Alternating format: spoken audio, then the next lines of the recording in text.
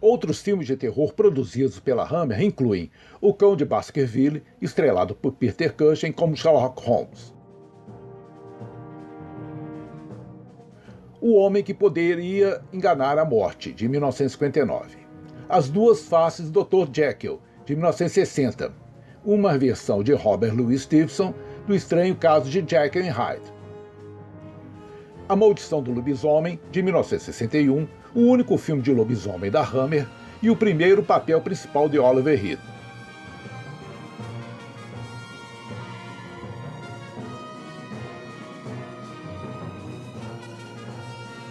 A Sombra do Gato, de 1961.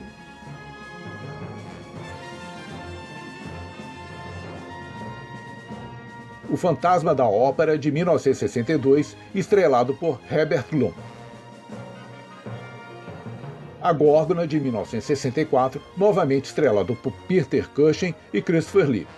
As Bruxas, de 1966, estrelado por John Fontaine.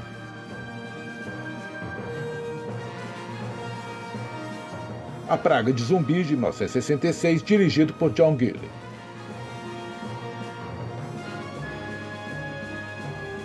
The Reptile, de 1966, dirigido por John Gillen.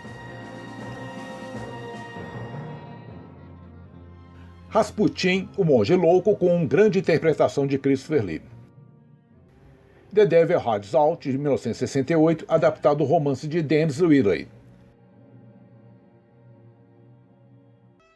Condessa Drácula, dirigido por Peter Sargent, baseado na lenda que cerca a Condessa de Sangue, Elizabeth Bathory, um personagem histórico.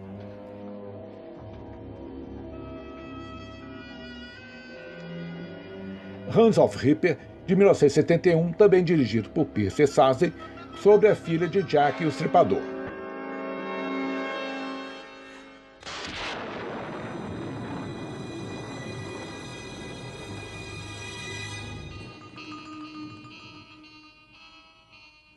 Dr. Jekyll e Irmã Hyde, de 1971, outra versão de Robert Louis Stevenson do Estranho Caso de Jekyll e Sr. Hyde, desta vez com um toque de troca de sexo, um dos filmes até mais originais da Hammer nesse período.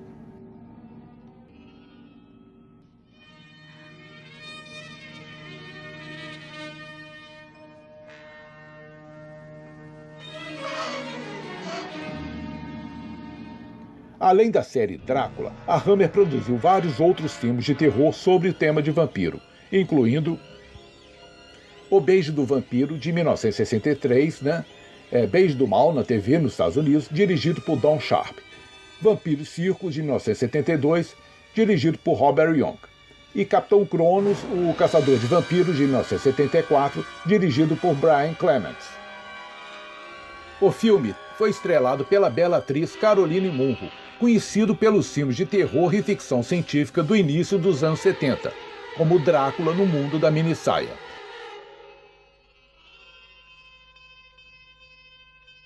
E pelo seu papel como Bond Girl em 007, O Espião que Me Amava. Também teve destaque em um dos filmes de Sinbad da década de 70.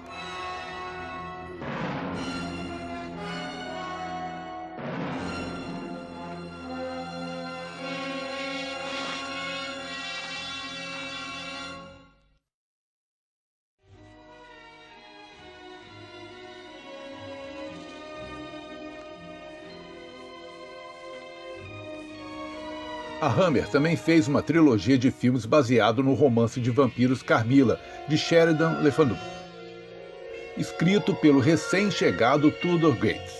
Eles incluíram algumas das cenas mais explícitas de lesbianismo já vistas nos filmes convencionais em inglês, junto com um aumento correspondente em sequências envolvendo nudez, apesar do design e direção tradicionais da Hammer. Estes 3 filmes são The Vampire Lovers, com a atriz polonesa Ingrid Pitt no papel central, dirigido por Roy Ward Baker. Lust for Vampire, de 1971, dirigido por Jim Sangster. E Twins of Evil, de 1971, dirigido por John Hogue.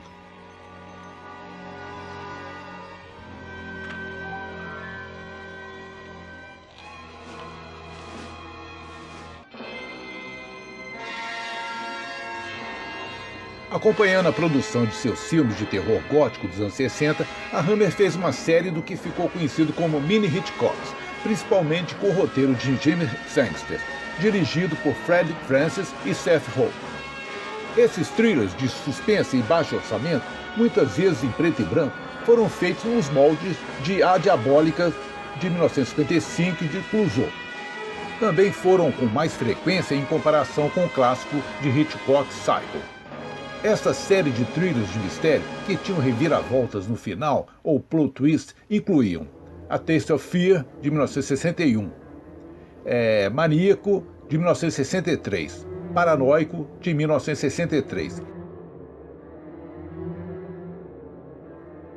Pesadelo, de 64.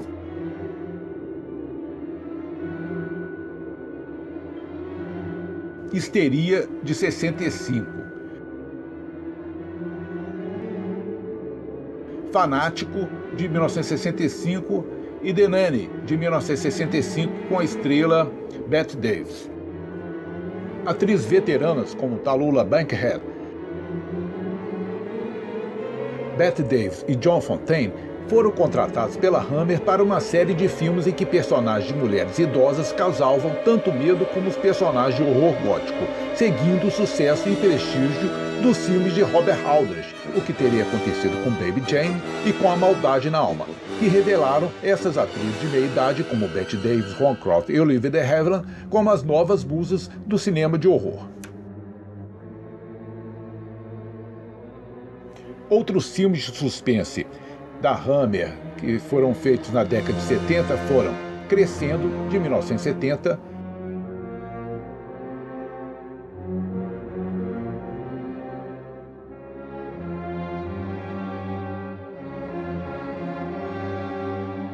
Fear in the Night, de 1972,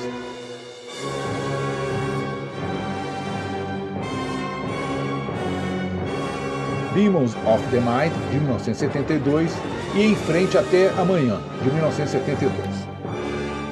A Hammer teve algum sucesso com filmes ambientados ou com fortes conexões no mundo pré-histórico.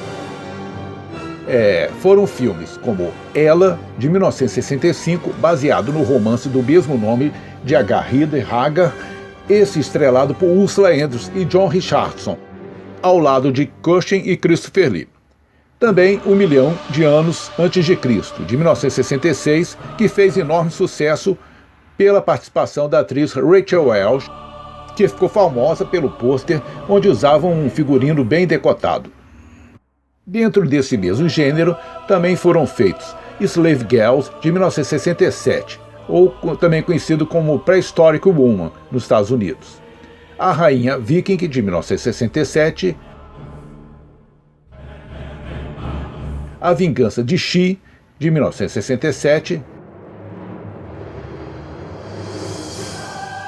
O Continente Perdido, de 1968, estrelado por Eric Potter, adaptado do outro romance de Dennis Whitley, e Quando os Dinossauros Dominaram a Terra, de 1970, dirigido por Val Guest.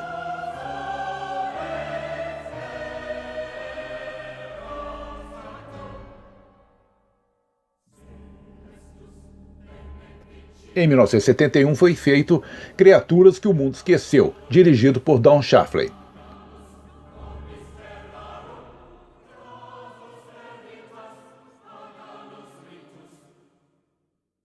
A Hammer fez vários filmes de guerra ao longo dos anos, como Steel Bayonet, de 1957, O Acampamento na Ilha de Sangue, de 1958, 10 Segundos para o Inferno, de 1959, do aclamado diretor Robert Aldrich, Inimigo de Ontem, de 1959, e O Segredo da Ilha de Sangue, de 1965. A Hammer, ocasionalmente, fazia filmes de ficção científica. Exemplos notáveis foram The Damned, de 1963, dirigido pelo diretor americano Joseph Losey, com o ator Oliver Reed,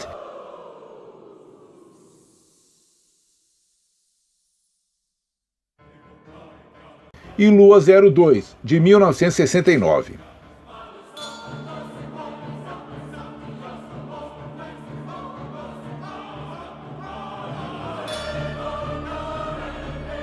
A Hammer também fez filmes de capa e espada, como The Man of Sherwood Forest, de 1954, A Espada da Floresta de Sherwood, de 1960, Os Piratas do Rio Sangrento, de 1961, que foi estrelado por Christopher Lee, Capitão Clegg, de 1962, uma aventura estrelada por Peter Cushing e Oliver Reed,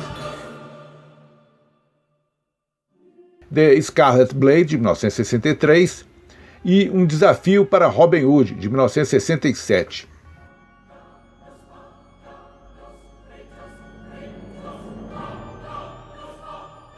A Hammer também produziu filmes policiais, como Hell is a City, de 1959, um thriller policial estrelado por Stanley Baker, Never Take Sweets from Strangers, um filme de 1960, um drama sobre abuso infantil estrelado por Patrick Allen e Felix Amer, e Cash of Damned, de 1961.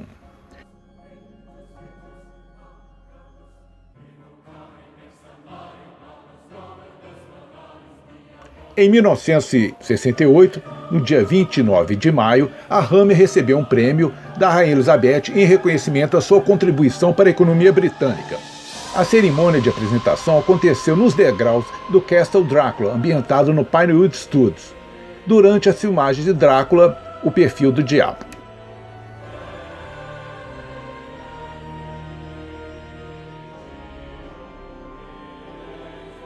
Os filmes da Hammer sempre venderam em parte pelo seu conteúdo violento e sexual.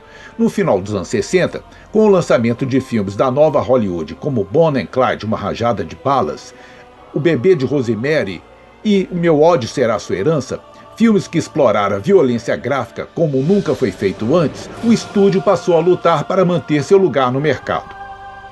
Bebê de Rosemary, de Polanski, era um exemplo bem-sucedido de terror psicológico, enquanto Bonnie and Clyde e Meu Ódio Será Sua Herança expuseram o público mainstream para um gore mais explícito e que foram mais habilmente encenados do que os filmes da Hammer. Enquanto isso, A Noite dos Mortos-Vivos, de Jorge Romero, de 1968, estabeleceu um novo padrão para a violência gráfica em filmes de terror. Em 1969, Tony Hides renunciou ao seu cargo no conselho da Hammer e aposentou-se da indústria.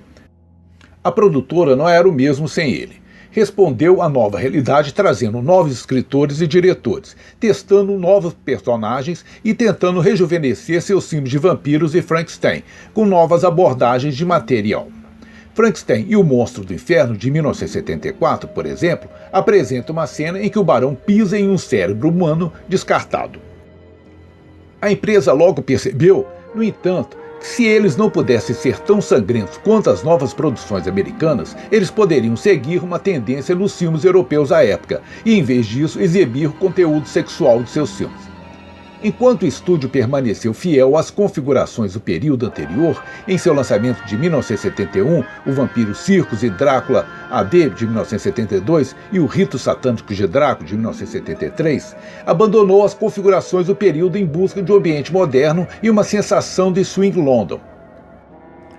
O filme Rito Satânico de Drácula, então chamado Drácula está morto, mas está bem e vivendo em Londres, entregou-se a virada para a autoparódia sugerido pelo título, com algum humor aparecendo no roteiro, minando qualquer senso de horror. Estes últimos filmes não tiveram sucesso e atraíram fogo não apenas da crítica, mas também de Christopher Lee a si mesmo, que se recusou a aparecer em mais filmes de Drácula depois desses. Falando em uma coletiva de imprensa em 1973, para anunciar seu último filme de Drácula, ele disse: "Estou fazendo isso sob protesto. Acho que é estúpido.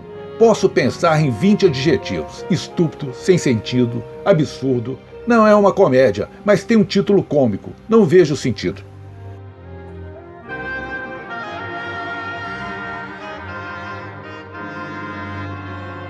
No final da década de 70, a Hammer diminuiu sua produção de filmes e foram feitas tentativas de romper com o gênero que o consagrou, o terror gótico, que neste período era considerado fora de moda.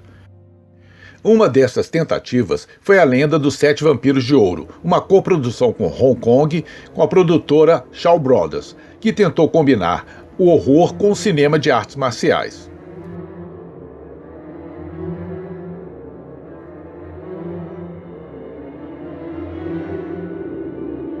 No encalço do blockbuster O Exorcista, de 1975, a Hammer produziu A Filha do Demônio, uma terceira adaptação de um romance de Dennis Ridley com Richard Mark e Christopher Lee. Ambos foram muito bem sucedidos nas bilheterias do Reino Unido, mas a Hammer não foi capaz de capitalizá-los, pois a maior parte dos lucros foram para outros financiadores. A Hammer Films lutou por toda a década de 70 antes de entrar em liquidação em 1979. A última produção da Hammer foi, em 1979, um remake do thriller de 1938 de Alfred Hitchcock, The Lady Vanished, estrelado por Elliot Gould e Cybill Shepherd. A Enciclopédia Britânica de Cinema caracterizou o remake como tão estúpido e sem charme quanto poderia ser concebido. A Hammer ainda fez uma tentativa de se reerguer investindo na TV inglesa em 1980 em uma série feita de 3 episódios de terror. São episódios de 50 minutos cada. A produção executiva coube a Daisy Ridley e Brian Lawrence, com produção de Roy Skaggs, trazendo episódios independentes entre si que exploravam os mais variados temas do horror, como bruxaria, voodoo, canibalismo, loucura, casas amaldiçoadas, seitas satânicas, fantasmas, lobisomens, zumbis, assassinos psicopatas, crianças malignas e todo tipo de elementos sobrenaturais. Destaca-se a apoteótica trilha sonora, que é considerável memorável.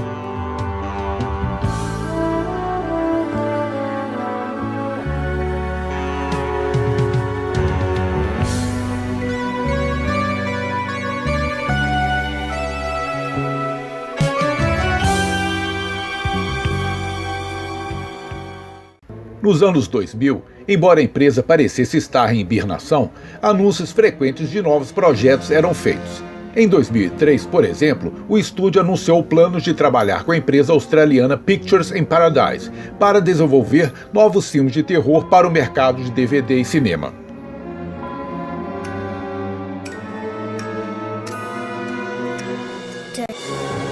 Em 10 de maio de 2007, foi anunciado que o produtor holandês John de Mol havia comprado os direitos da Hammer Films por meio de sua firma Private Equity Cycle Investment. Além de deter os direitos de mais de 300 filmes da Hammer, a empresa de Mol planejava reiniciar o estúdio. De acordo com um artigo da Variety detalhando a transação, a nova Hammer Films será dirigida pelos ex-executivos da Lambert Global, Simon Waits e Mark Shipper. Além disso, Guy West e Nigel Sinclair, da Spitfire Pictures, com sede em Los Angeles, estão a bordo para produzir de 2 a 3 filmes de horror ou thrillers por ano para o estúdio com sede no Reino Unido. A primeira produção sobre os novos proprietários é Beyond the Rave, uma história contemporânea de vampiros que estreou online gratuitamente, exclusivamente no MySpace, em abril de 2008. A empresa começou a filmar um novo filme de terror suspense em Donegal, Irlanda, em 2008, com o apoio da Irish Film Board. O filme é intitulado Wakewood e foi agendado para lançamento no Reino Unido no outono de 2009.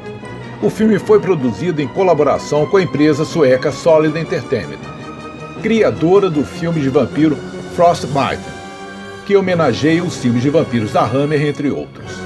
O filme teve uma estreia limitada no Reino Unido e Irlanda, em março de 2011. No verão de 2009, a Hammer produziu nos Estados Unidos A Inquilina, um thriller dirigido e co-dirigido pelo cineasta finlandês Antti Jokinen e estrelado por Hilary Swank, Jeffrey Dean Morgan e Christopher Lee. Foi lançado nos Estados Unidos e Reino Unido em março de 2011.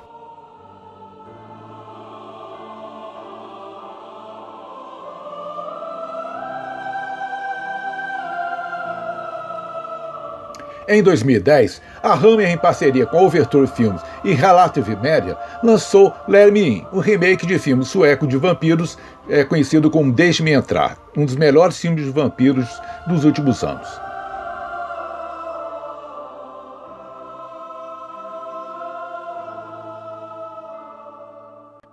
Em fevereiro de 2012, a adaptação da Hammer e Alliance Films de The Woman in Black foi lançada. Daniel Radcliffe, o astro de Harry Potter, estrela como advogado Arthur Kipps. Johnny Goldman escreveu o roteiro do filme, com Johnny Watkins na cadeira do diretor. Em abril de 2012, a empresa anunciou que faria uma sequência The Woman in Black, intitulada The Woman in Black: Angel of Death.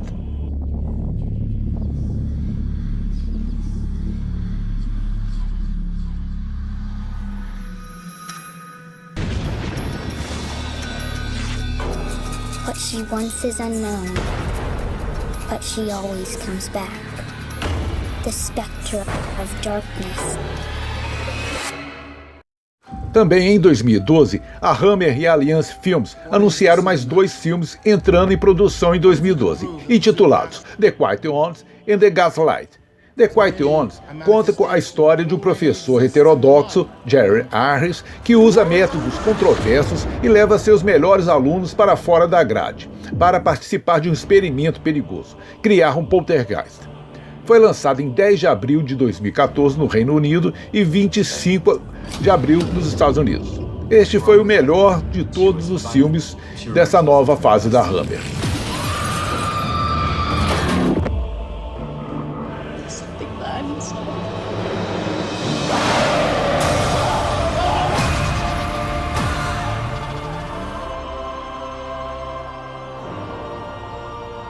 Depois de alguns anos de silêncio, o filme The Lodge teve sua estreia mundial no Festival de Cinema de Sundance, em 25 de janeiro de 2019.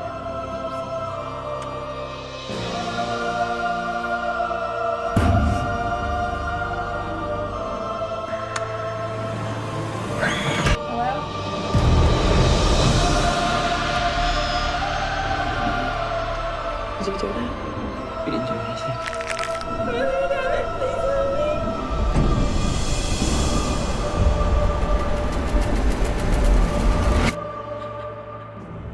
Em setembro de 2019, a Hammer assinou um contrato de distribuição mundial com o Estúdio Canal para o seu catálogo. Os filmes de terror da Hammer eram frequentemente elogiados pela crítica por seu estilo visual, embora raramente fossem levados a sério. No modo geral, este é um filme horrível e às vezes rude, mas de forma alguma é uma peça inexpressiva de narrativa melodramática, escreveu um crítico de Drácula no Times em 1958. Críticos especializados em filmes cult, como Kim Newman, elogiou a Hammer Horror de forma mais completa, elogiando sua construção de atmosfera gótica através de seus times de atores, diretores, fotógrafos e músicos. Em A História do Terror, Mark Getz observou que os primeiros filmes da Hammer foram levados a sério na época, em comparação com o apelo de campo de suas obras posteriores. Em uma retrospectiva de 2013, para o The Guardian, Michael Newton escreveu: filmado em Esmacolor, o primeiro lote de filmes de terror da Hammer, The Curse of Frankenstein, de 1957, de Terence Fisher, e Drácula, de 1958, e The Mummy, de 1959, estão entre os filmes britânicos mais bonitos da década. Os primeiros filmes da Hammer oferecem o último suspiro do romantismo britânico, um conjunto sólido encharcado de um brilho suave de sombras, de cinzas, vermelhos e azuis. A luz diáfana destes filmes se perde nas florestas distantes. É sempre outono lá, nunca primavera. As folhas caem e a luz brilha dourada e límpida, comparada com a aparência contemporânea bem iluminada dos filmes de diretores jovens. A suntuosidade da Hammer foi um legado ainda mais impressionante. Eles representam um devaneio dos anos 50 e contágio de luxúria e ansiedade pós-Suez. Nesses filmes circulam questões de culpa, onde os virtuosos podem se transformar em vampiros por meio de um momento de fraqueza sexual.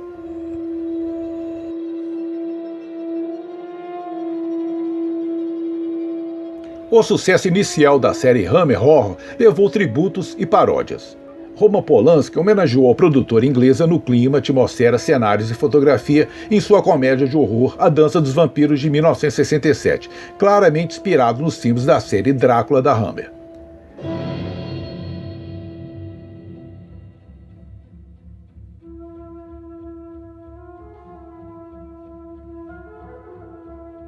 Grite, Grite Novamente, de 1966, da Amicus, sua rival na Inglaterra, é uma ampla paródia de filmes de terror em geral, mas é frequentemente rotulado de paródia de terror da Hammer, devido ao fato de ter sido produzido na Grã-Bretanha e no auge do período do boom da Hammer.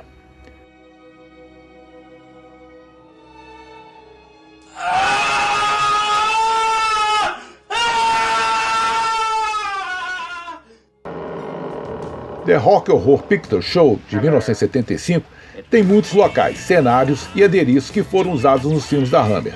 O monstro bonito apresentado é talvez uma referência à Vingança de Frankenstein da Hammer.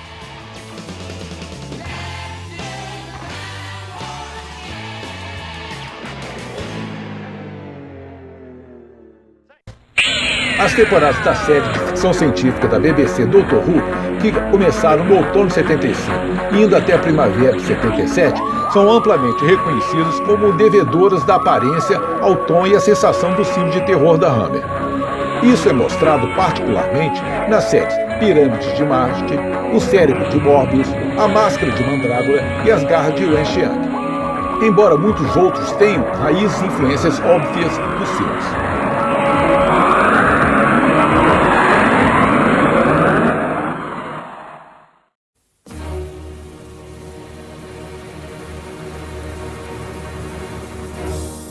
A cantora Kate Bush imortalizou a gama de filmes em sua canção Hammer Horror, referenciando o Corcunda de Notre Dame, que nunca foi adaptado pela Hammer Film Production, Drácula e Frankenstein.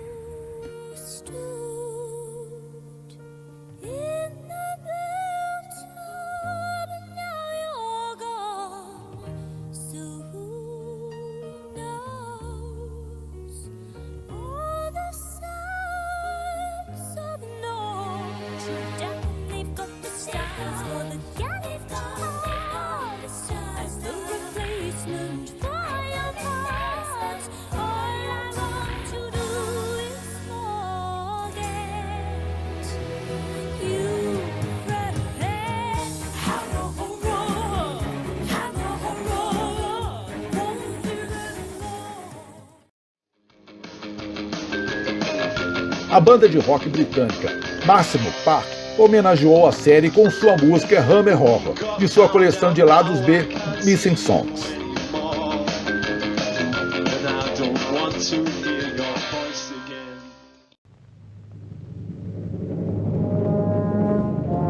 No comentário do DVD de Sleepy Hollow, o diretor Tim Burton acredita os filmes de terror da Hammer como principal influência para o filme, e Sleepy Hollow contou com os veteranos da Hammer, incluindo Michael Gough e Christopher Lee.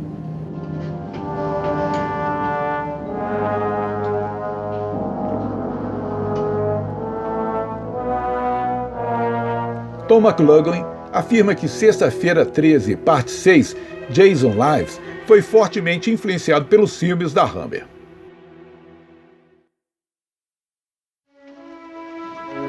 Em 2010, Mark Gatiss dedicou grande parte do segundo episódio de sua série de documentários da BBC, A History of Horror, a Hammer, incluindo entrevistas com figuras-chave da produtora.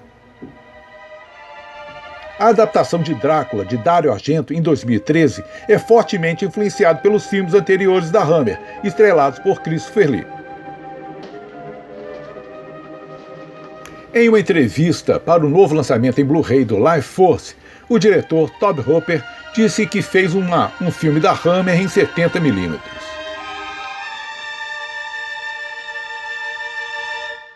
Wallace and Gromit: The Curse of the Were-Rabbit. Wallace e Gromit: A Maldição de Were-Rabbit é uma sobrenatural comédia em stop motion que parodia os filmes de terror clássicos da Hammer. Foi lançado em 7 de outubro de 2005. E o título do filme é possivelmente uma paródia de um filme de terror da Hammer, chamado A Maldição do Lobisomem.